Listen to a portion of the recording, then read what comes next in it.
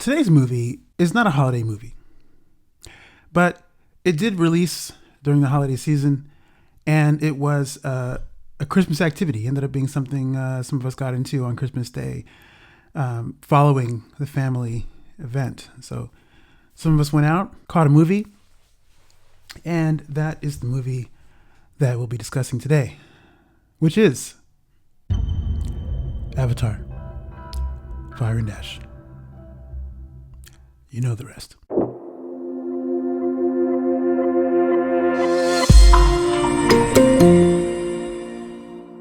There are so many things to say about this movie that I don't know where to begin. A lot has already been said prior to the film's release, and a lot has obviously been said since the film's release. And I don't know that I have a ton of things to say that will be new to you if you have been to any degree curious about this film. What I'll begin with is I was not super thrilled. I wasn't super excited about this movie, but I was curious, to say the least, and a little bit and more open, I think, to see this movie than I was with The Way of Water, so much so that I don't even think I caught Way of Water in theaters. I mentioned before, I think in a different video, that Way of Water was serviceable, was solid. I don't think it was better than the original. I think the original, however simple that film might be in terms of plot and story, it was anything but that in terms of the visuals. And I think that's something that all three films maintain. Way of Water was visually spectacular. In fact, it was probably the main draw, I think, for me in terms of the film, next to Sigourney Weaver as Kiri in this movie. She was fantastic. She's also great in Fire and Ash as well. But the real thing, obviously the visuals are the linchpin of these movies. But like with most movies, like with any movie, what you see is just one piece, and that can't be enough to sustain a more engaging and entertaining film-going experience. You have to have something else. And I think this film, along with the visuals, has always had great acting. There's been some stellar acting on display. And I'll get there. Before I get into that, though, if you don't know about this movie, I can't imagine you wouldn't. If you were at all curious about anything Avatar or James Cameron, the story is essentially a continuation of The Way of Water. And in many ways, it feels like that. While it does introduce new ideas, new tribes, new visual feasts, to latch onto, it is essentially, you can look at it as a part two of The Way of Water. And yet it does differentiate itself from that film, as much as it does feel sort of tonally similar to that in some ways. It's also tonally very different. This is a movie that goes into darker territory, explores deeper, darker themes. And that, I think, was a huge piece. There's been a lot of conversation about how blah the Avatar films feel since the first movie. There's a lot of questions around whether or not this movie is worth your time. And I'm always a big proponent of people going to see the movies and making their own decisions. And this movie is no exception. Personally, I think it's worth your time because that's just, that's what I think, but that may not be what you think. There are people also who I've talked to who are vehemently against anything Avatar. Some people haven't even seen an Avatar film, but they already have their mind set on not seeing the film. And hey, no judgments. That's their prerogative. There's another layer of people who don't care whether or not the series is finished. Now, I've always been a big proponent of creators finishing their stories. If you have ever seen something like The OA or Firefly, any shows like that where you don't get a chance to, like shows that have been canceled or stopped, stories that have been stopped sort of mid steam. It feels like such a huge loss for people who love stories, and to not have a story finished is like it's it's a crime. I personally, if Fire and Ash is going to be the last film, okay, got to deal with it. But I personally want James Cameron to finish his series, just because I'm a fan of stories. I do enjoy the Avatar films. I wouldn't call myself a hardcore fan, but I am a fan. I do like the world, and I enjoy some of the characters, some more than others. Based on that alone, I'm game. I want to see the story finished. And if, say, the next two films do happen, Fire and Ash, to me, signifies it's a good pinnacle for the series, as the latter half of the series prepares to make its descent into its conclusion. It's a good trilogy capper for the first three films, but also when you look at them as a whole, the idea of whatever 4 and 5 could be, 3 is that's the one that's like the linchpin. Any midpoint of a story. I think Harry Potter and the Goblet of Fire is another good example of that. That fourth movie is like that's where things really shift, and I think the same is true for this movie. So the Sully family is reeling from a devastating loss, and they're trying to figure out how to move forward from that. And through that, there's obviously you got grief, you got tough dynamics between Jake and Neytiri that are on display as a result of that grief, but also their children are grappling with the loss in that way, and that it just creates a complicated dynamic within the family, which most of us know. If you've gone through loss in the family, everybody deals with that loss their own way, and as a unit, that can also in other ways result in different layers of conflict within the family as they try to process their grief. That's on display here in this movie. Then you run into a new antagonistic force, Varang, played by Una Chaplin. She is a member of the Ash people and the leader of that clan. And she and that group introduces a wild card of conflict into the story, and to devastating effect for the first 2/3 of the film, I think. And then of course in the backdrop you have what was the overarching conflict, which is that between the Na'vi, people of Pandora, and the people of Earth, who are there to try to colonize and pillage the planet for its resources. So that's what you have. That's the sort of overall story. And once you understand that, you just kind of put your foot on the gas and just go, and then allow yourself to be taken for a ride. Because essentially, this is the case, I think, with all the Avatar films. There is an element that is like a theme park ride that you just strap in and allow yourself to be immersed in the world, in the experience, with there's like loose plot things, loose story things. That's at the heart of it, very simple. And that doesn't necessarily make it any less enjoyable. Like theme park rides that have little threads of story stuff, it's not super rich. There's nothing like deep story stuff or like intricate plotting involved. This isn't a Christopher Nolan movie where there's a lot of trying to figure things out, whatever. It's pretty straight. The story is pretty straightforward, and you're just supposed to just go for a ride, and hopefully you enjoy yourself. Along the way, though, what this film does have that theme park rides don't is this rich well of emotion. This is an intensely emotional film, which I think also there's something about this thread, the emotional thread, that is present in all three movies. But here, because there is a major tone shift, this is probably the darkest of the three films. And it's not afraid to explore that darkness a little bit. And I think that is primarily on display as evidenced by characters like Neytiri and, of course, Varang, who to me is like Neytiri Dark. She's like the foil for Neytiri. They're the same character, just from different ends of the spectrum. And in some ways, though, you see Neytiri dipping into this space that's unfamiliar to her, that is, for us, resonant because we've seen her journey as a mom and dealing with the loss of a child and her grief around that, and also her sort of anger and rage and just frustration around that. There's threads of like how bigoted she might be against the Sky people because of what they represent. But also she has that elements of those people in her own family, and even with Jake, there's complications there. And I think the great thing about the movie is that it is not afraid to explore that. It's not afraid to have those conversations, because that feels very real.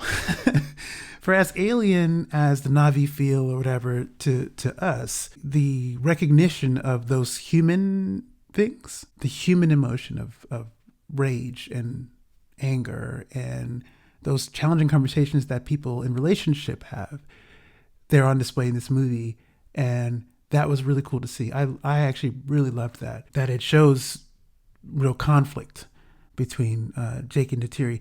At no point are you worried about whether or not they're going to stay together. The question of how hard things are between them, it at least opens your mind to that idea, whether or not the film suggests it. But I think that like that kind of conflict is great, and I think the series needed that. I think it needed this other layer to explore. I think the other thing was cool about first of all, Zoe Saldana is amazing and always has been in these movies. My biggest complaint, I think, actually with Way of Water was that she felt so undercut and underutilized. But this film returns Neytiri to her rightful place as a character that has some real hooks. She has real meat. And we get to see just a lot more from her. And from this other place of not just from grief, but we get to see her at her particularly lowest point, and then having to rebuild herself. And that's also really cool. Seeing Neytiri low and then having to claw her way back to some degree of power, reclaiming her power. That was cool. And I think Saldana does an amazing job at portraying that. She elicited probably the most feeling from me.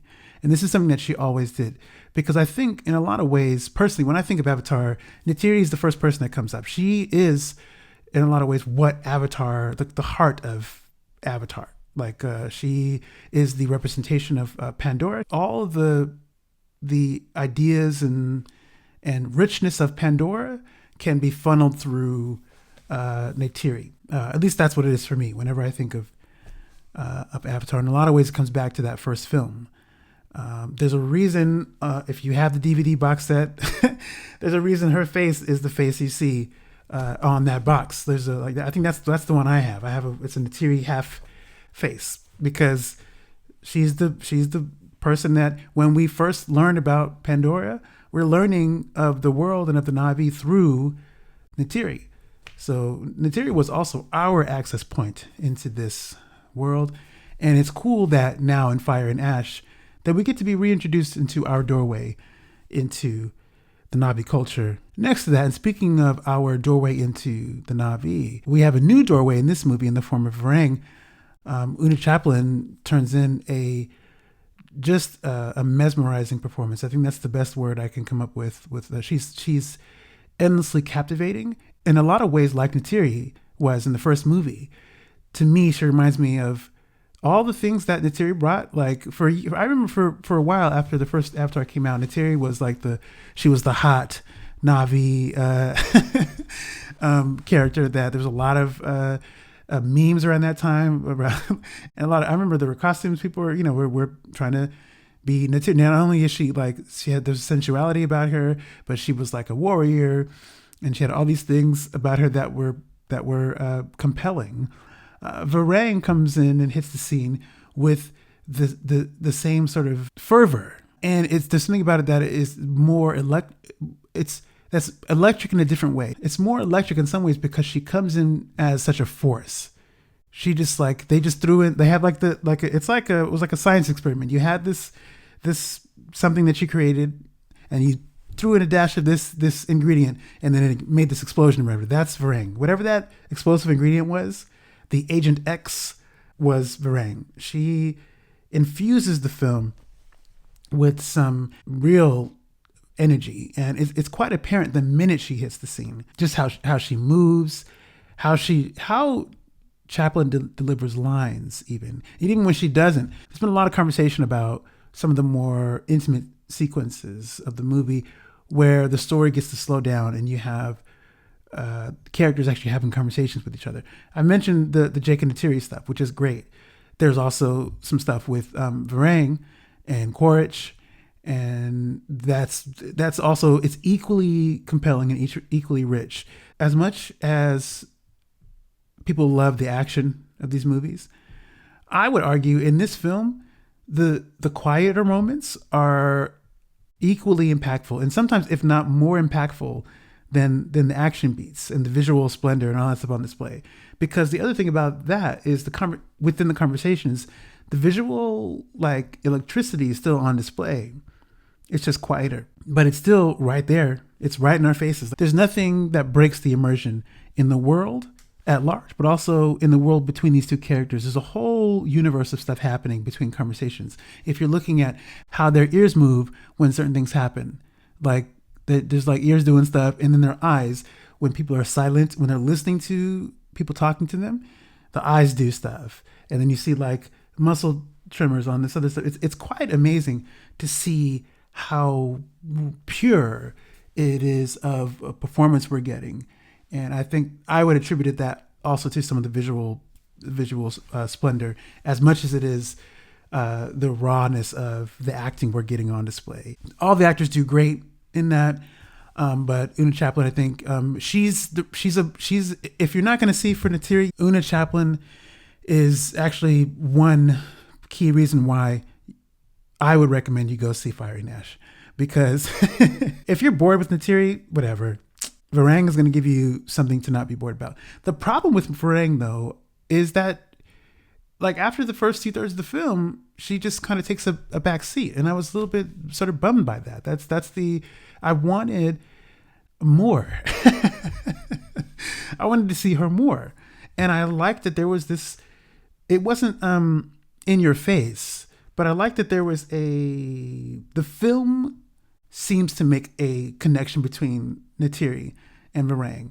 There's something there between those two characters, and I wanted more of that too. And the way things end, it could set things up for more stuff from her. We could get a Varang-centered movie in the next one, which would be great. I'd be all down for that. But if we did not get that, it's a fair enough offering of Varang that we get. And I would definitely, in fact, I definitely would see the film again, just to see more of her, because she's great. I mentioned Sigourney Weaver earlier in this video, and I think also Sigourney Weaver was fantastic in this movie too. She's excellent. The fact that she is at the advanced stage of life that she is now, and can convincingly play someone who is not there, who is much younger, and have it still feel real. This is the other thing I think that was great about The Way of Water. It feels real, because even if you know in your mind Sigourney Weaver is where she is in life, and yet she doesn't feel any, like, you could imagine what it would be like on the stage, the sound stage, and she still has to make you believe it even before you see it. So it has to still be something that feels correct here. Personally, I think it works. She reminds you why she is so great. I have to also talk about Stephen Lang. He is also, we know he's great in everything. He was great here. This is probably, I think, my favorite between this and Avatar, the original. He really gets to sort of dig in and turn in a rich performance. But I think here is probably the richest performance we've gotten from Quaritch as a character. There are traces of this in Way of Water too, but we see the most dynamicism in the way that Stephen Lang plays the character from him here in this movie. And it's actually great fun to watch. From a writing standpoint, when I first sat down in the movie for the movie, I was immediately annoyed at first by some of the, again, I talked about this with Way of Water, with like all the bros. Come on, bro. This is that, bro. Like that, it just irked me. I think even if people who say that don't say it that often, they don't say it like that. It's just something that that was a problem. for me. But I was thankful that we didn't get too much of those this time around. And in fact, I was able to be more immersed in the story because of that. I think in Way of Water, I was taken out too often. The visuals I got one back. I was one back, but I was taken out too often. I did not feel that way, thankfully, about this movie. So in terms of the dialogue and stuff, this was much better. It was much better for my taste. And along those lines, I think also the conversations were better written. The conflict between characters was better written, better plotted. I noted this time when the movie ended, Cameron had different writers he was working with between cracking the story and also with the screenwriting process, which probably helped him in this instance because you had other people in the mix that could help with fine tuning some of the language and the dialogue. And ultimately, I think it worked. This is to say nothing of. This is not to say that obviously we know Cameron can write. I know personally, it's a marvel. How do you keep track of all the stuff and write decent dialogue? This is not going to be a movie that's going to be super well written in terms of dialogue, and you have like visual splendor and things on display. Like that's crazy. I mean, it's possible. If you've seen Andor, for instance, it's possible. You can do things visually fantastically and have like the nitty gritty, the nuts and bolts of the writing tight and well written and sort of thoughtfully. It's thoughtfully engaging. It's all these things. This is not that movie. This is not that kind of thing. It could be that, but it never was that. If you think about it, this is something I say just as much for myself as anything else. As a writer, I'm always fascinated by when something's written very well from a thematic standpoint and in terms of dialogue and stuff. That stuff always hits me like, oh man, that was great stuff. At the same time, the fact that this is more simply written is also cool because it says to me that it actually doesn't really matter what you write, how you write it, or whatever it is can you deliver something that at the end of the day makes people feel something? That's a win. You hope it's good, but ultimately you can't control that really. So ultimately this is a good movie. I think this movie improves on The Way of Water. It's certainly my favorite of the three, I think. Obviously, I have a soft spot in my heart for the first one, just because of those Neytiri scenes. There's such a purity and just a nice. There's warm fuzzies when I think of that first movie, and as getting to know Neytiri and getting to know Navi for the first time. That never gets old. And then also Neytiri is just a gangster. She's just such a she's Pandora's version of Ripley or Sarah Connor. Like I'm sure this is not those aren't references I think that are lost on anybody. I'm sure people have referenced those characters when thinking about Neytiri. And so for that reason, that first one's always going to be special. But right now, number 3 is my favorite because we get to see that same character go through this really rich journey and emotional journey, and one that you also feel. I felt it. I'm not going to lie. I've said stuff like this before about when films make me emotional. It's just something that really that I really respond to that. I must have teared up several times in this movie, and Neytiri was a big part of some of that stuff, and she's one reason why this is a favorite of mine. I also, like most people, I'm sure, loved Varang. I was just so bummed that we didn't get more of her. I wanted more of her situation. She, along with Neytiri, makes this movie for me, and Kiri is great too. Like I can't wait to see where they go with that character. Although the one thing I will say is that I hope that there is something. I don't know that you can go any deeper with that character and her connection to Awa and all that stuff than you did in this movie. I feel like there's something, another direction that you could take that character as well. That I would very much like to see that in the next movie. If you're on the fence at all by this point and you haven't seen it, that's a movie I highly recommend it. Obviously, going in, it's going to be a visual treat. Definitely go in expecting that, and hopefully you enjoy it. There's a lot of cool stuff going on. There's new stuff. There's new things for your eyes to latch onto. The richness is as on display as it ever was, and and there is a depth and emotion, which was a huge thing for me. That was this time around. That was that 1-2 punch really got me. If you made it to this far of the video, thank you for watching. That's going to do it for this review of Avatar Fire and Ash. More reviews on the way. So I'm getting out of here. In the meantime, before I see you next time, take it easy and enjoy the remainder of 2025. I'll see you in the next video.